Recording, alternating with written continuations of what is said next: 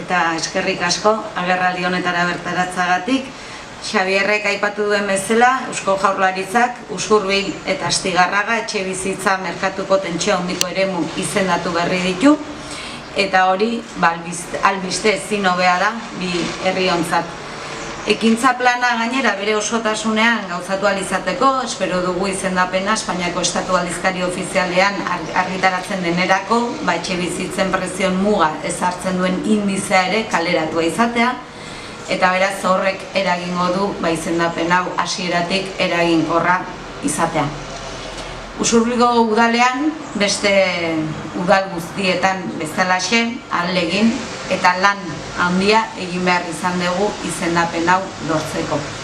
Batetik, bi baldintzetako bat betetzen dugu, alokairuaren prezioak gehien hasi den udalerrien zerrendan baitago gure herria, 2017 eta 2022an artean 19,80 igo da alokairua, hau da, legeak tentsio eremu izendatzeko ezartzen duen 17ko muga baino gehiago, eta bigarren baldintza ez dugu betetzen, baina esan berret ere gutxigatik. Diru sarreren 28% inguru bideratzen dituzte usurbildarrek etxebizitza gastuetarako. Baldintza hori betetzeaz gain, udalok ere hainbat etxeko lan egin behar ditugu izendapen hau lortzeko, batetik herriko etxebizitzen inguruko diagnostikoa egitea, eta bestetik 3 urterako ekintza plan bat osatzea. Eta horiek egiteko ditugun baliabideak esan behar da urriak direla, eta ondorioz kanpo kontratazioen bidez bideratzea ezinbestekoa izan zaigu. Lana handia izan bada ere, 2 dokumentu eta 2 lan dokumentu oso garrantzitsu ditugu eskuartean, eta hurrengo urtetarako etxebizitza politika oso eta integral bat diseinatzeko aukera eman digu beraz prozesu honek.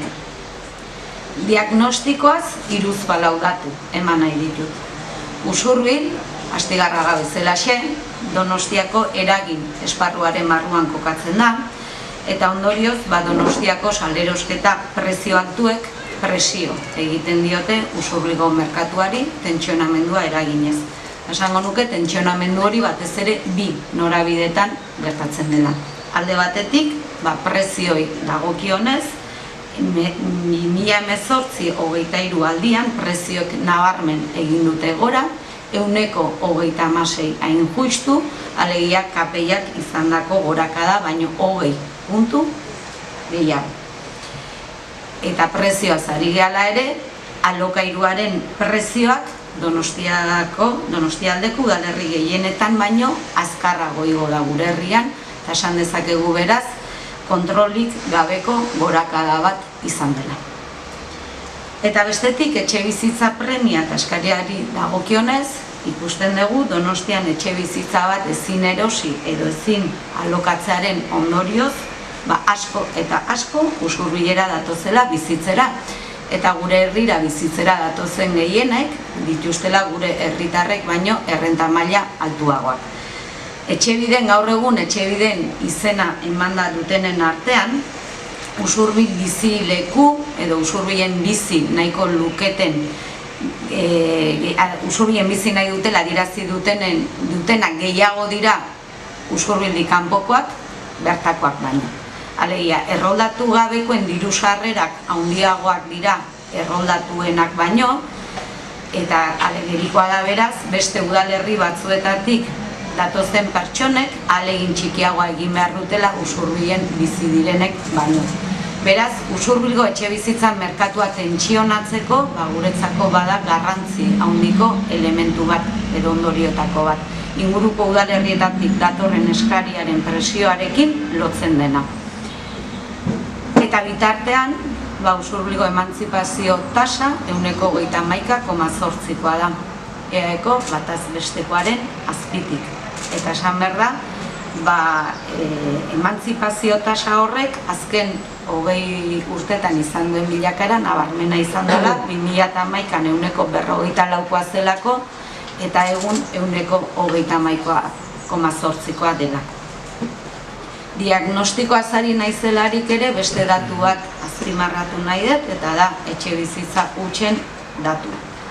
Erroldaturik gabeko, edo erroldatutako pertsonari gabeko etxe bizitza kopurua 2023an 256 etxe ziren, alegia Usurbilgo etxe bizitza parkearen 9%. Egia da, datu hori gutxitu indala 2011an askoz handiagoa zelako 14%. Eta horietatik gehientsuenei aplikatzen diegu ondasun higiezinen zergari errekargua, gaur egun errekargu hori 150koa dena.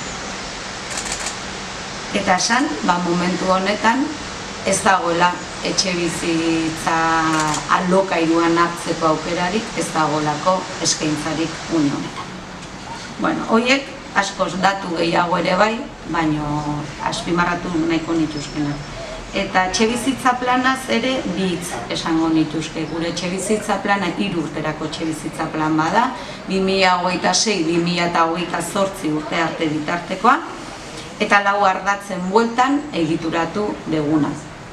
Lehendabiziko ardatzean etxebizitza eskuragarri bihurtzeko neurrian danak proposatzen dira.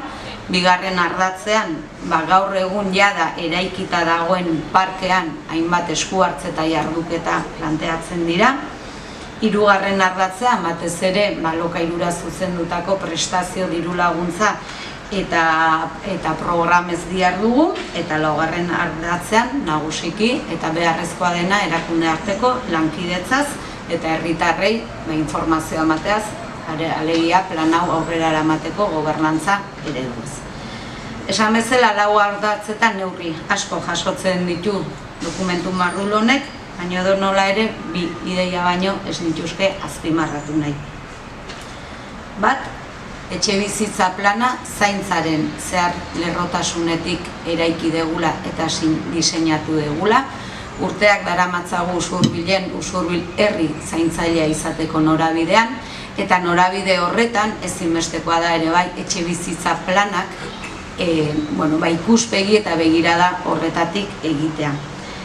Adierazle soziodemografikoak hala egitea eskatzen dutela iruditzen zaigu, gizartea sartzen ari da, zaintza beharrak areagotzen ari dira, dependentzia indizeak handitzen ari dira, geroz eta gehiago dira bakarrik bizi diren herritarrak, eta gainera kasu askotan bakardade ez hautatuan bizi diren herritarrak, eta beraz, etxe bizitza politika batek gazteei zuzendutako neurriak behar dituen bezala, gure ustez, kolektibo horri begirako neurriak ere jaso behar ditu etxe bizitza politika batek, alegia etxe bizitzak eta zaintzak uztartzea ahalbidetuko duten etxe bizitza parkea ere eraikitzen joan behar dugulako. Helburua baita zaintza behar duten pertsonek eure bizi proiektuekin jarraitu ahal izatea, euren etxeetan bizitzen jarraitu ahal izatea, eta euren etxeetan ezin bada etxeetan bezalako ekipamenduetan bizitzen jarraitza. Eta logika horretatik ere eraiki dugu Usurbilgo etxe bizitza plana, eta gaur egun baditugu eredu horri erantzuten dioten 3 proiektu. Esate baterako, Txirikorda, belaunaldi arteko etxe bizitza komunitarioa, 16 etxe bizitza biltzen dituena, Egurtzegi, zaintzadunen etxe bizitzak, kontzertatutako plazak dira diputazioarekin eta Matiak gestionatzen duena, eta proiektu berri bat hurrengo egunetan martxan jarriko deuna bizi osorako etxe bizitzak. Gisa honetako 6 etxe bizitza daude Usurbilen, eta horietako 4 udalak berak eskaintza publikoan kudeatuko dituen etxe bizitzak izango dira. Eta kolektibo horri zuzendutako neurriak eta proiektuak abiatzeaz gainera, iruditzen zaigu ere, kolektibo zaurgarriak ere erdigunean jarri behar dituela, eta kasu honetan gure kasuan Usurbilen 3 etxe bizitza berri martxan jarri ditugu, gizarte bazterketako egoera kritikoei erantzunal izateko. Eta bigarren ideia, Usurbilgo hiri antolamendurako plan orokor berria indarrean sartzearekin batera sartuko dela etxe bizitza plan hau ere indarrean, eta gure ustez horrek ere askoz ere eraginkorragoa egingo du etxebizitza planaren gauzapena. Une honetan APOaren izapidetzean, prozesu luze honetan azken txanpan gaude, urte hasieran espero degulako diputazioak behin betikoz onartzea APOa. Gure planak hurrengo 15 urterako 715 etxebizitza berri antolatzen ditu, eta horietatik 62 etxebizitza babestuak dira. Sozialak 340 eta tasatuak 102. Alegia horrek erakusten du, datu horrek erakusten du, etxebizitza babestuen aldeko apustu argia egin degula plan orokor berrian. Gainera, gure planak badu jarduketa programa bat, 4 urteka antolatu dugu, eta beraz, lehen 4 urtean, etxebizitza plan hau indarrean egongo den lehen 4 urte hauetan, 310 etxebizitza eraikitzeko aukera ematen du planak, eta horietatik erdia babestutako etxebizitzak lirateke. Leno aipatu dut plan hau garatzeko ezinbestekoa da Eusko Jaurlaritzarekin lankidetzan aritzea, eta dagoeneko baduela gutxi etxebizitza sailarekin bilera egin genuen Usurbilgo udaleko arduradunok, eta etxebizitza sailari 2 eremuen garapenerako lankidetza hitzarmena sinatzea proposatu diogu. Izan ere, Pikaola izeneko eremuan, Usurbilgo udalak partzela horren edo eremu horren jabetzaren erdia baino gehiago du, eta beraz hor badaukagu aukera 30 etxebizitza sozial eraikitzeko, eta beste eremu batean, Agerrazpin izeneko eremuan, 30 eta 35 arteko zuzkidura etxebizitza eraikitzeko aukera dauko, eta horiek ere Jaurlaritzarekin lankidetzan egin nahiko genuke. Nire hitzartzea amaitzeko azken ideia bat nabarmendu nahiko nuke. Eta da, emergentziazko egoera bizi dugula, eta egoerari aurre egiteko udalez gaindiko bestelako politika integral eta ausartak behar ditugula. Izan ere, merkatuak ezin du erabaki nor bizi daiteken Usurbilen eta nor ez. Merkatuan esku sartutarako ezinbestekoa da ere bai udalekin benetako lankidetzak eraikitzea. Mila esker.